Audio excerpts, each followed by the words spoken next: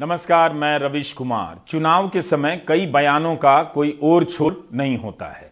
लोग पूछ रहे हैं आटा महंगा है, प्रधानमंत्री कहते हैं डाटा सस्ता है। जनता पूछ रही है कि गैस का सिलेंडर महंगा हो गया, प्रधानमंत्री कह रहे हैं इंस्टा और रील देखना सस्ता हो गया।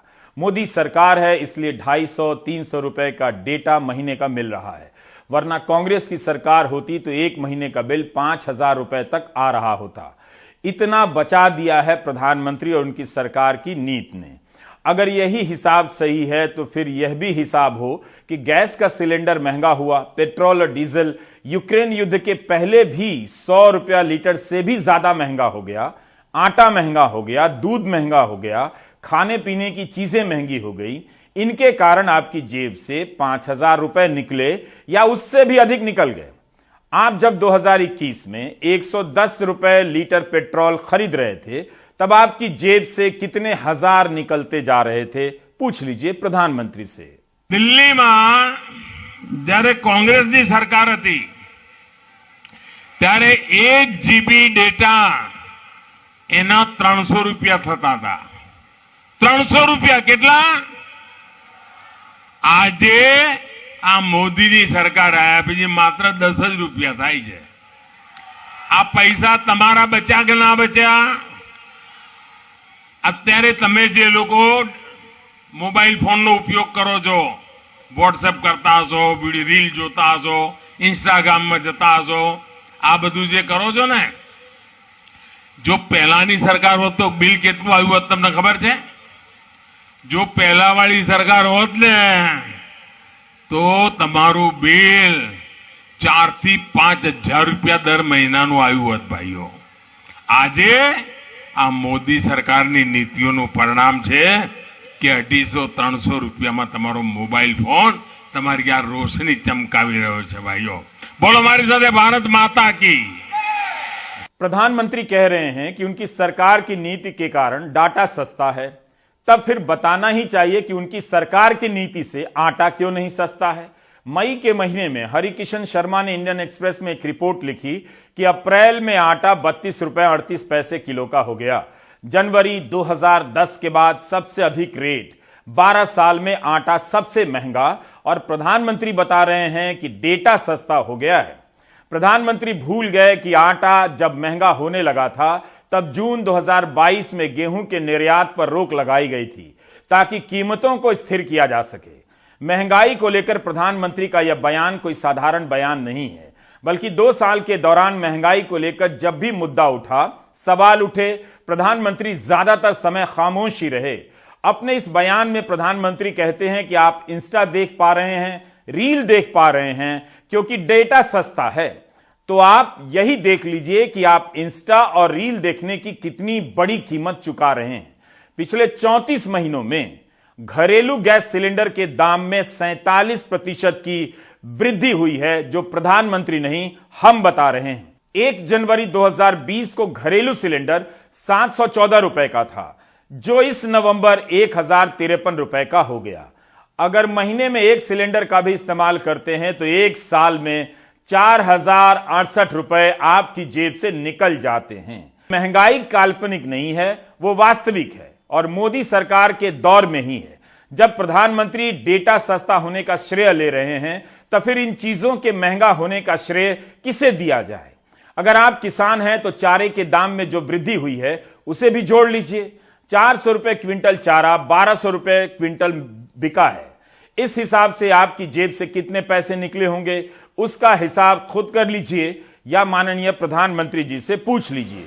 जिस हिसाब से प्रधानमंत्री डेटा सस्ता होने का श्रेय ले रहे हैं, लग रहा है कि इलॉन मस्क भी उनकी नीतियों के कारण ट्विटर पर ब्लू टिक का रेट $8 से कम करने वाले हैं। प्रधानमंत्री के इस बयान को एक और तरह से देखा जा सकता है। उनकी राजनीतिक विचारधारा के प्रसार में सस्ता डेटा का बहुत बड़ा रोल रहा है। व्हाट्सएप यूनिवर्सिटी बड़ी होती गई और पुष्ट अपुष्ट सूचनाओं का संसार फैलता चला गया, और यह संभव नहीं होता अगर डेटा सस्ता ना हुआ होता। तो डेटा सस्ता होने के लाभार्थी प्रधानमंत्री और उनकी पार्टी भी है। एक वेबसाइट पर हिसाब है कि 2015 में जो सामान 100 रुपए का आता था वो अब 145 रुपए का आता है, क्योंकि मुद्रास्फीति बढ़ गई है।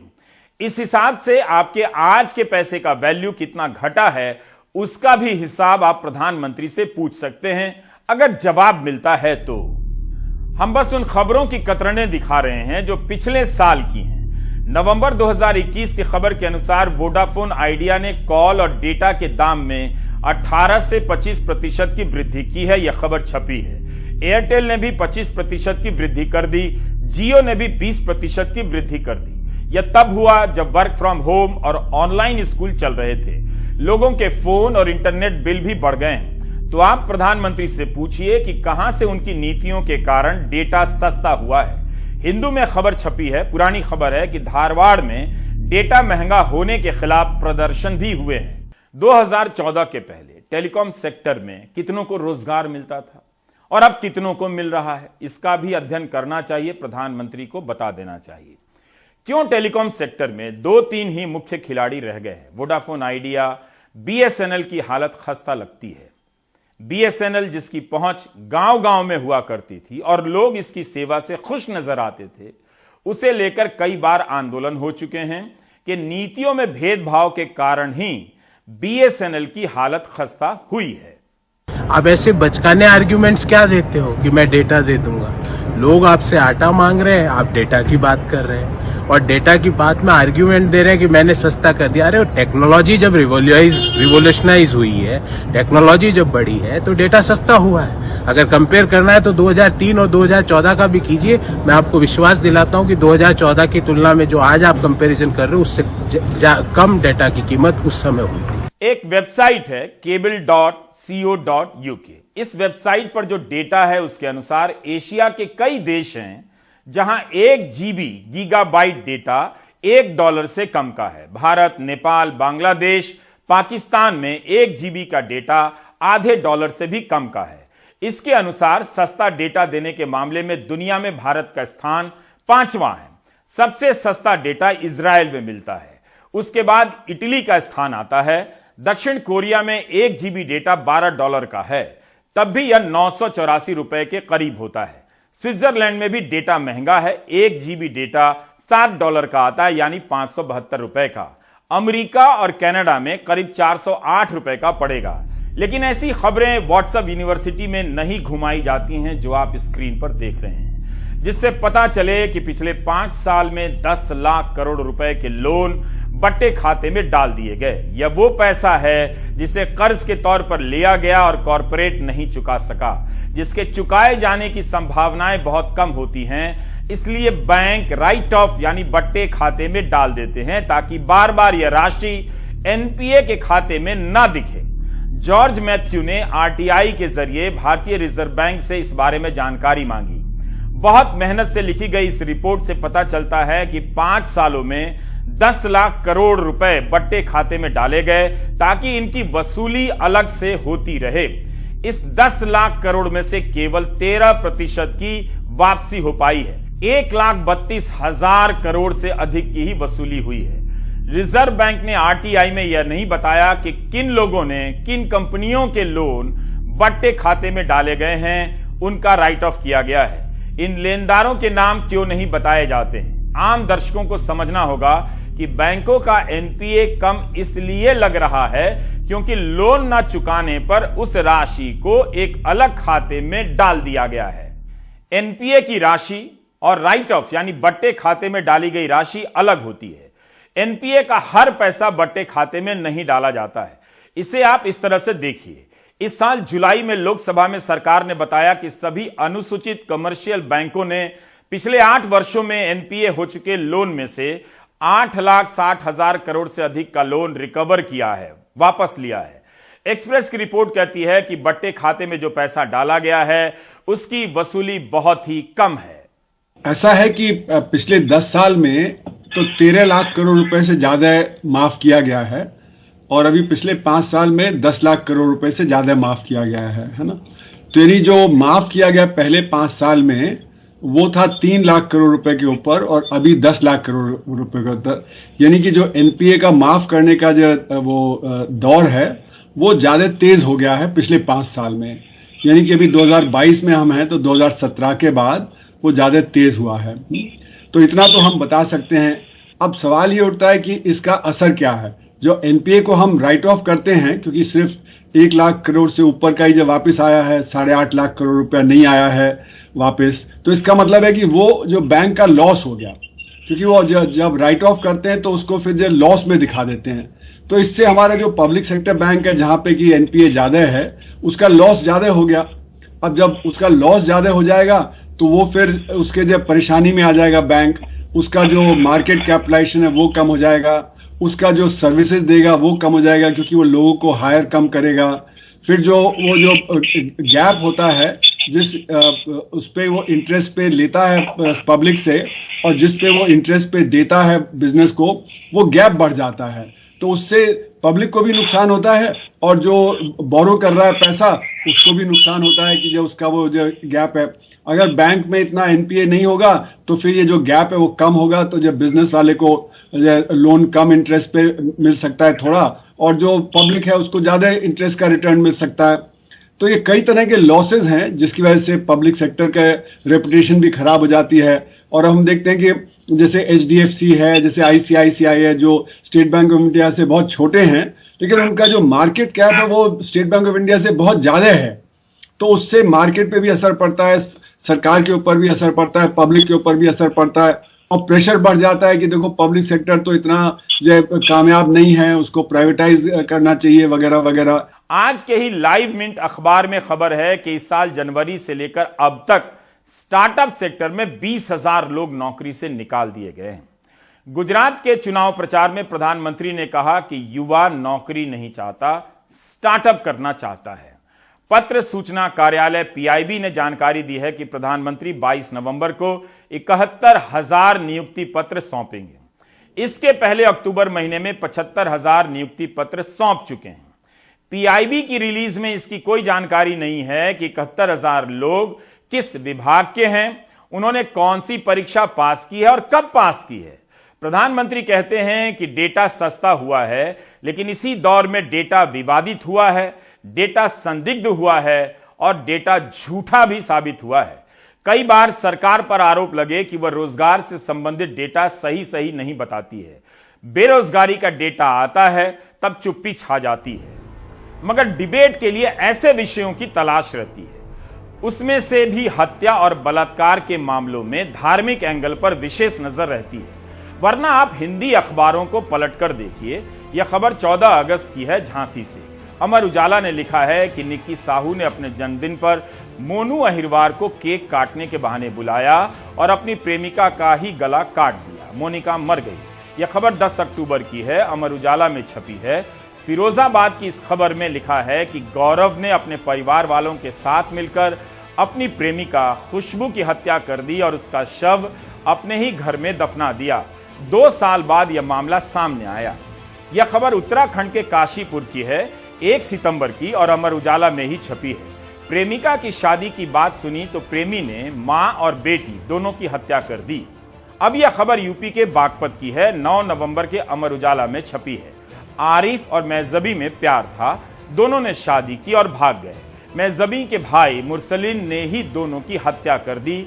यह खबर इसी 4 अगस्त की है, इसी साल की, अमर उजाला में छपी है। हरदोई जिले का दीपक पूजा से प्यार करता था, दोनों घर से भागकर साथ रहने लगे। जब दीपक पूजा को लेकर घर लौटा तो पूजा के पिता ने दीपक को गोली मार दी, दीपक मर गया। यह खबर भी कानपुर के पास की है, अमर उजाला में मार्च के महीने में छपी है। सोनश्री का फोन व्यस्त था। जितेंद्र सोनश्री से प्यार करता था, उसे लगा कि सोनश्री का किसी और से चक्कर है, उसने अपनी प्रेमिका की ही हत्या कर दी और जंगल में शव फेंक दिया। यह खबर तो 20 नवंबर की है, इसी साल की, मगर बिहार के नालंदा से है। विकास और ज्योति प्रेम करते थे, दोनों की अलग अलग शादी हो गई, तब भी प्रेम में बने रहे। एक दिन विकास की हत्या कर दी जाती है और इस हत्या में ज्योति भी पकड़ी जाती है। 26 सितंबर अमर उजाला की खबर है। हरियाणा के हिसार में रोटी नहीं बनाने की बात को लेकर हुए झगड़े से तैश में आए पति ने पहले अपनी पत्नी करीना की गला दबाकर हत्या कर दी। उसकी हत्या करने के बाद फिर अपने 1.5 साल के बेटे चीकू को भी मार डाला। उसने बाद में शव को कहीं झाड़ियों में फेंक दिया। 17 अगस्त जागरण मेरठ से यह खबर है। लिसाड़ी गेट के कब्रिस्तान में युवती के सनसनीखेज कत्ल का पर्दाफाश भी हैरत अंगेज निकला है। प्रेमी से शादी करने की जिद पर अड़ी बेटी की सोते हुए बेड पर पिता ने ही गर्दन काट दी थी। उसके बाद शव को चादर में बांधकर साइकिल पर रख कब्रिस्तान में फेंक दिया। साथ ही सिर को उससे करीब 2 किलोमीटर दूर माधवपुरम में पानी की टंकी के पास नाले में फेंका। आरोपित पिता को गिरफ्तार कर उसकी निशानदेही पर पुलिस ने सिर भी बरामद कर लिया है। ये सारी खबरें हैं। ऐसी बहुत सी खबरें हैं जो आपको हिंदी अखबारों में नियमित रूप से मिल जाएंगी। यह ध्यान रखना बहुत जरूरी है कि प्रेम संबंधों के कारण की गई सभी हत्याएं एक समान लग सकती हैं, मगर होती नहीं हैं। हर हत्या एक दूसरे से अलग होती है। हर अपराधी की अलग मानसिकता होती है, उसकी अलग बुनावट होती है। जो अपराधी साइकोपाथ होता है उसकी पहचान अलग से की जानी चाहिए। उसे हत्या की सनक होती है, वह अन्य कारणों से हत्या को अंजाम देता है, जैसा कि श्रद्धा वॉलकर और आफताब अमीन पूनावाला के केस में हुआ होगा। इस केस को सांप्रदायिक बनाने वाले, धर्म और जिहाद का एंगल ठूसने वाले खतरनाक खेल खेल रहे हैं। ऐसी अनेक खबरें आपके सामने हैं। बस ऐसी खबरें उन चैनलों में अब रिपोर्ट नहीं होती हैं जहां श्रद्धा वॉलकर और आफताब अमीन पूनावाला का मामला बढ़ा चढ़ाकर दिखाया जा रहा है। हत्या की घटना पर जरूर बात होनी चाहिए, लेकिन हमें अपराध के पहलुओं को नजर से नहीं हटने देना चाहिए। आज ही जगन हत्या की ऐसी खबरें आई हैं जिसका सामना शायद ही आप कर सकें, लेकिन इसे देखकर बताइए कि आप कैसे सांप्रदायिक खांचे में रखने की कोशिश करेंगे या इस समस्या को किसी और तरीके से देखना चाहेंगे। बंगाल और यूपी से आई इन 2 खबरों को ध्यान से देखिए। 3 हत्याकांड और 3 इलाके, वो भी एक दूसरे से सैकड़ों किलोमीटर दूर, लेकिन तीनों ही इतने खौफनाक कि रूह कांप जाए। दिल्ली का सनसनीखेज श्रद्धा वालकर हत्याकांड सुर्खियों में है। लड़की की हत्या उसके ही लिव इन पार्टनर ने की और फिर शव के कई टुकड़े कर अलग अलग जगह फेंक दिए। इस केस की जांच चल ही रही है कि उत्तर प्रदेश के आजमगढ़ और पश्चिम बंगाल के दक्षिण 24 परगना से भी ऐसे ही भयानक हत्याकांड सामने आ गए।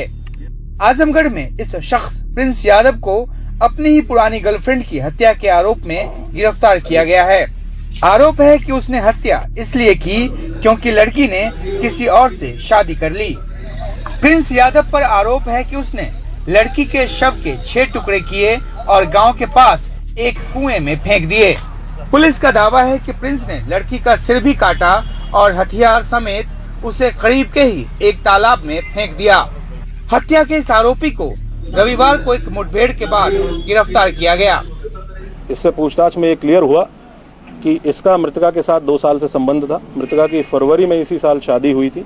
ये उस समय विदेश में था। जब इसको पता चला तो इस बात से बहुत नाराज हुआ और ये वापस आया।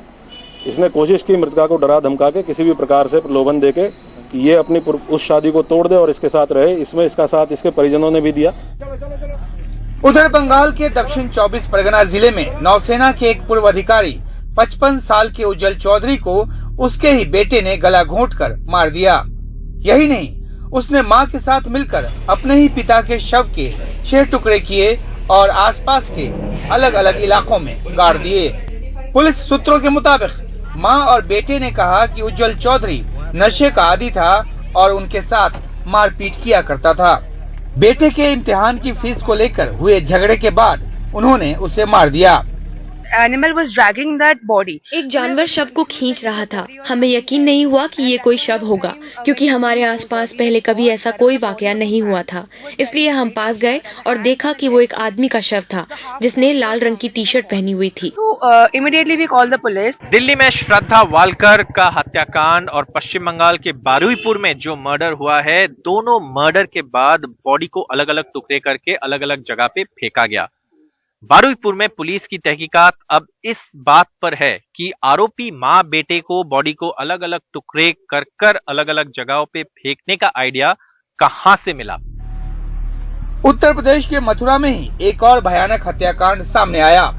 22 साल की एक महिला के लापता होने के 4 दिन बाद उसका शव दिल्ली आगरा यमुना एक्सप्रेसवे के करीब लाल रंग के एक सूटकेस में मिला। इस मामले में पुलिस ने इस महिला के माता पिता को गिरफ्तार किया है। आरोप है कि महिला के पिता नितेश यादव ने दिल्ली स्थित घर में अपनी लाइसेंसी पिस्तौल से गोली मारकर हत्या की। इसके बाद पत्नी की मदद से शव को एक सूटकेस में डाला और एक्सप्रेसवे के किनारे फेंक दिया। पुलिस के मुताबिक पीड़िता कॉलेज की दूसरी वर्ष की छात्रा थी और बिना बताए घर से गायब रहने पर माता पिता से उसकी अक्सर बहस होती थी। साधारण पृष्ठभूमि के परिवारों में ऐसे भयानक हत्याकांड बता रहे हैं कि समाज में कुछ तो गड़बड़ हो रहा है। जो विवाद सामान्य बातचीत से सुलझाए जा सकते थे वो ऐसे भयानक अंजाम तक पहुंच रहे हैं कि किसी की भी रूह कांप जाए। दक्षिण 24 परगना से सौरभ गुप्ता के साथ आजमगढ़ से आलोक पांडे की रिपोर्ट, एनडीटीवी इंडिया। 4 दिन पहले की खबर है, नवभारत टाइम्स में छपी है। हरियाणा के करनाल में रविंद्र नाम का एक युवक रेणु नाम की अपनी प्रेमिका को बुलाकर मार देता है। उसके शव को बोरी में भरकर नाले में फेंक देता है। अमर उजाला की एक और खबर है 5 दिन पहले की। उज़मा परवीन जिससे प्रेम करना चाहती थी उसी से शादी करना चाहती थी। जीशान ने कथित रूप से उसे बदनाम करने की कोशिश की, उसका वीडियो बनाकर वायरल कर दिया और बाद में अपने ही परिवार के साथ मिलकर उज़मा की हत्या कर दी। आफ्ताब, अमीन पूनावाला और श्रद्धा वॉलकर के केस को लव जिहाद से लेकर क्या क्या नहीं बताया जा रहा है।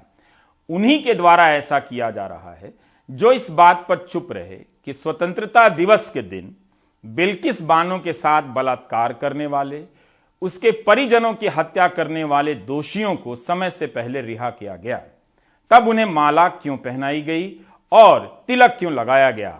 श्रद्धा वॉलकर की जघन्य हत्या को लेकर राजनीतिक अवसर ढूंढने वाले अपनी आदत से बाज नहीं आएंगे, लेकिन आप अपने आसपास के समाज में नजर घुमाकर देख लीजिए कि प्रेम करने के कारण बेटियां बाप के हाथों मार दी जाती हैं, प्रेम संबंधों में प्रेमिकाएं मार दी जाती हैं। आफ्ताब, अमीन पूनावाला का कोई एक चेहरा नहीं हो सकता। बहुत सारे आफ्ताब, अमीन पूनावाला बाप, भाई, दोस्त, प्रेमी, पति बनकर लड़कियों की हत्या कर रहे हैं। इसे धर्म के एंगल से मत देखिए।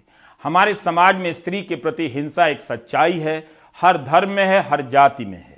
भारत में 3 में से 1 महिला अपने ही परिचित की हिंसा झेल चुकी है, उसकी शिकार है। यह राष्ट्रीय फैमिली सर्वे का डेटा है। श्रद्धा वालकर हत्याकांड के आरोपी आफ्ताब अमीन पूनावाला का नार्को टेस्ट मंगलवार तक होना था, लेकिन अब इस टेस्ट में कुछ दिन और लग सकते हैं, क्योंकि नार्को टेस्ट के पहले पॉलीग्राफ और कुछ साइकोलॉजिकल टेस्ट कराने होंगे। पॉलीग्राफ टेस्ट के पहले अदालत और आरोपी दोनों की परमिशन लेनी होगी।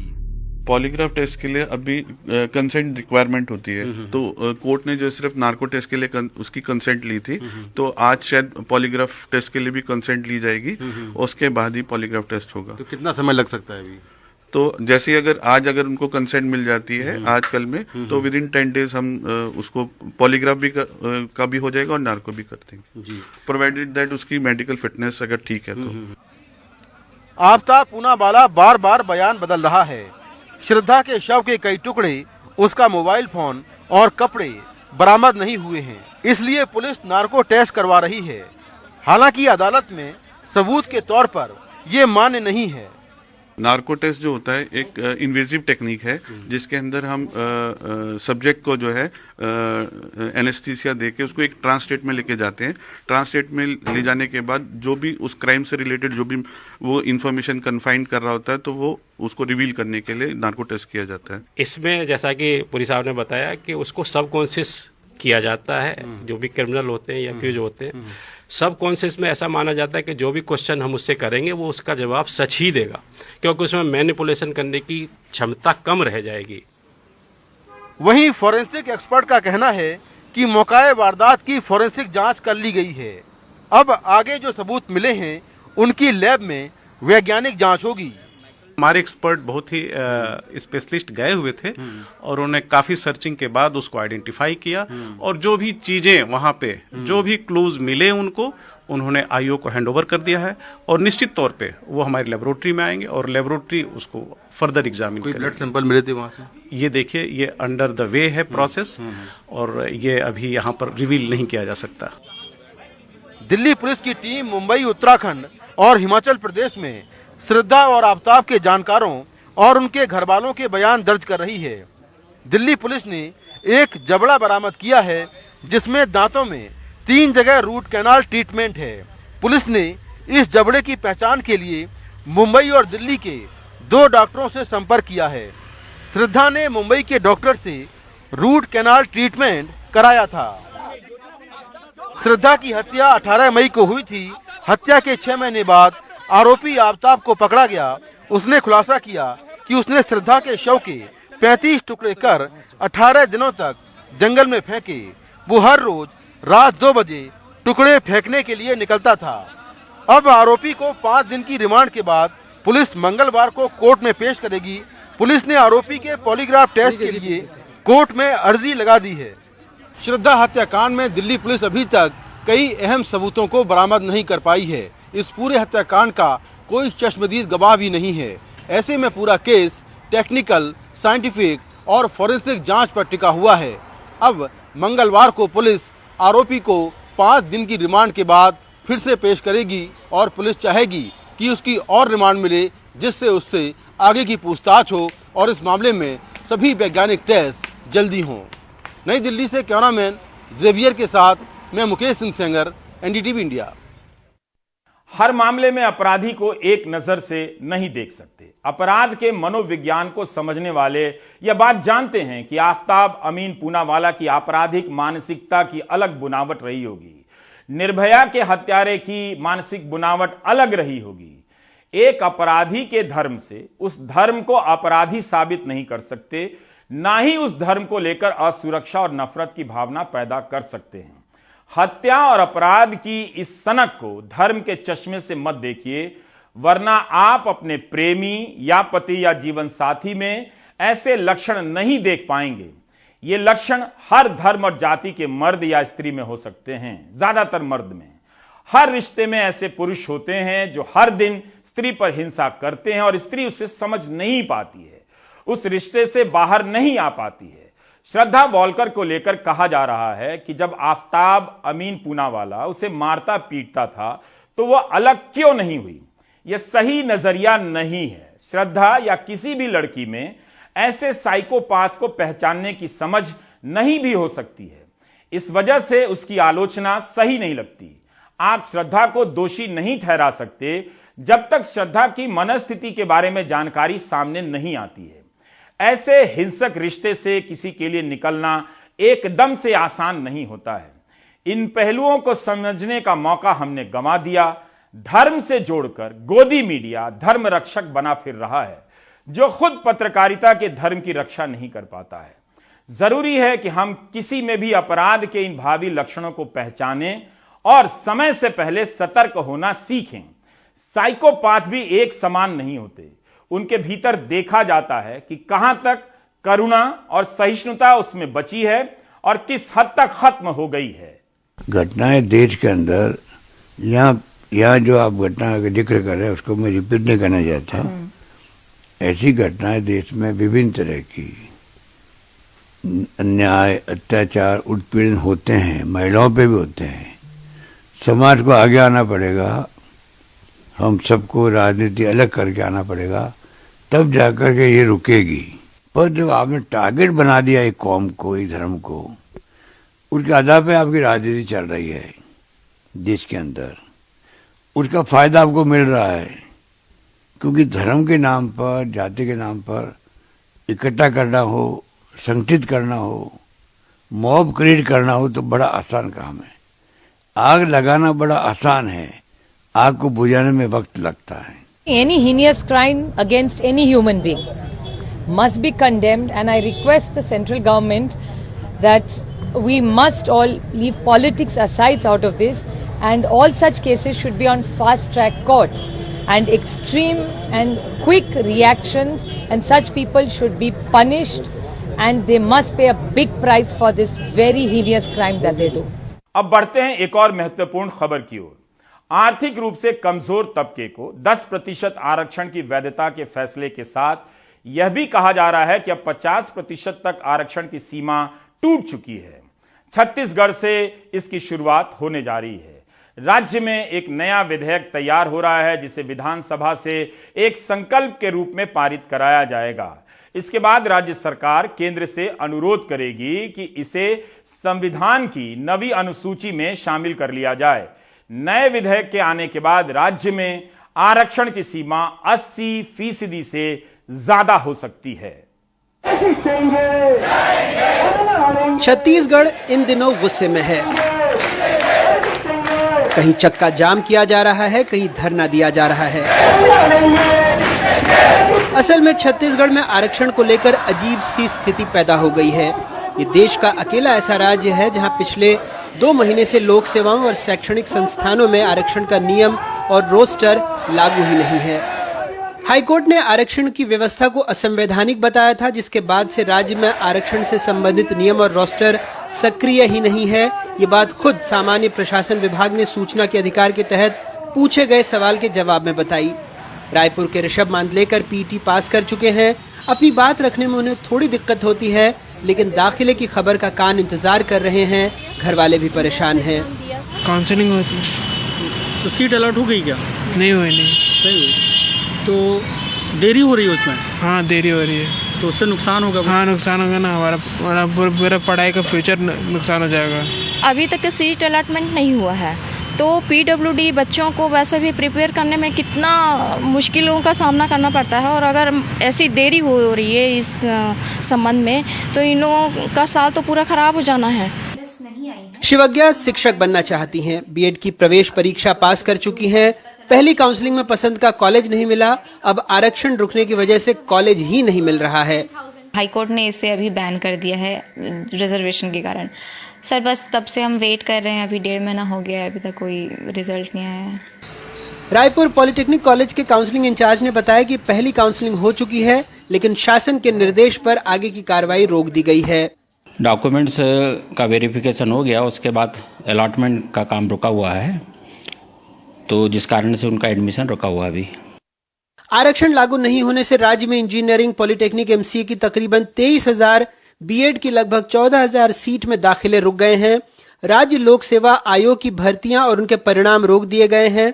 12,000 शिक्षकों की भर्ती समेत कई पदों की अधिसूचना रोक दी गई है।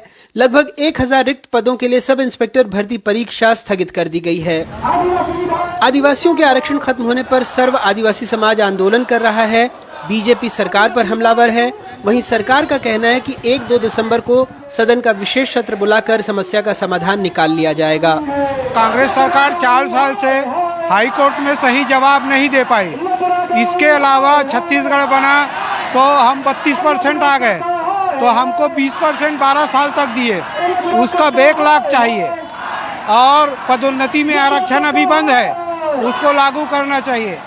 दूसरा, स्थानीय भर्ती जो अनुसूचित क्षेत्र है वहाँ तृतीय और चतुर्थ श्रेणी पदों में 100% आरक्षण है, वो भी अभी स्थगित हो गया है। सरकार ने जिस तरीके से जालसाजी के तहत ओबीसी के साथ में खेल खेला, एसटी के साथ में खेल खेला, और उसका चेहरा, वास्तविक चेहरा आज जनता के सामने में है।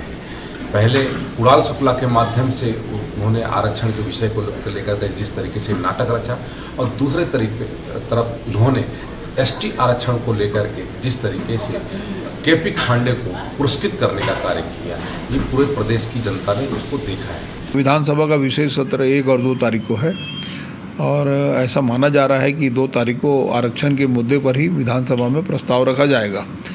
और बार बार मुख्यमंत्री जी इस बात को कह चुके हैं कि जिसकी जितनी आबादी है तो उसके हिसाब से उसको आरक्षण दिया जाएगा।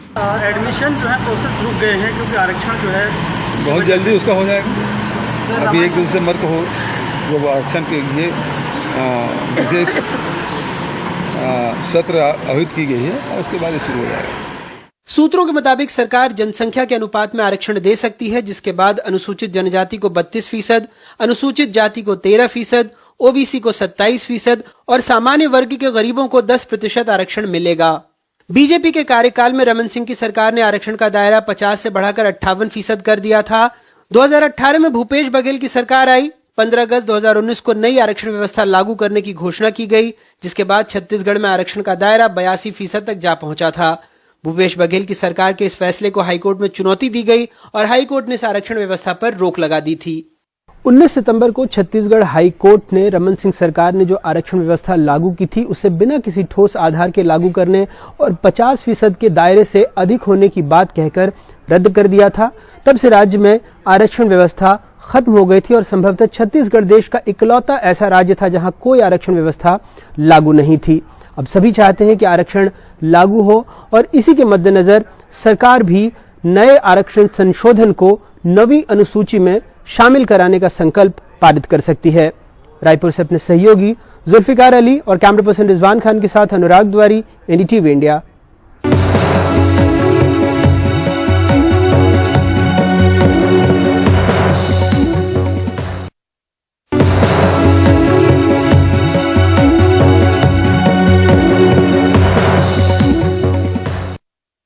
देश में निगम के चुनावों के बारे में तभी पता चलता है जब नतीजे आ जाते हैं, लेकिन दिल्ली नगर निगम के साथ ऐसा नहीं है। ऐसा लग रहा है कि यहां लोकसभा का चुनाव हो रहा है। यह बहुत अच्छी बात है। स्टिंग से लेकर एनिमेशन वीडियो के जरिए एक दूसरे को घेरा जा रहा है। बीजेपी ने आज एक स्टिंग किया है कि आम आदमी पार्टी कथित रूप से 80 लाख रुपए में टिकट बेच रही है। आम आदमी पार्टी ने इनकार किया है। बहुत बहुत स्वागत है आपका। आप देख रहे थे प्राइम टाइम। नमस्कार।